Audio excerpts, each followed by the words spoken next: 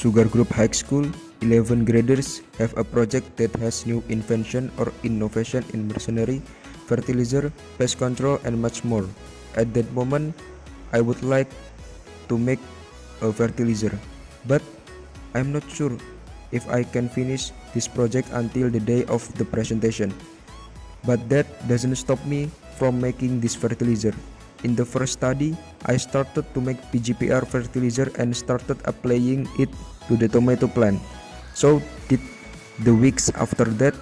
At some point, I began to make an interest in plants and to learn more about how to care of for plants, how to make fertilizer, and how to cultivate good soil before we grow crops. I didn't expect to make this PGPR fertilizer until it could make a presentation in front of the class. I didn't stop there at all, and I started racing to make a better formula than any product I would ever made before.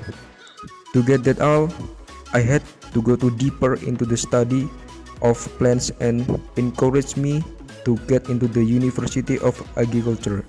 Speaking of farming, I didn't really used to like things that smelled things like tilling land, caring for plants, and other exhausting things that made me not even interested in getting into the agriculture world. But now isn't different because I've been putting in directly in the field. To accomplish it all, it takes hard work, effort, and prayer from one's parents, and does not live the 5 times, because if we are solid, then God will make everything easier for all of us.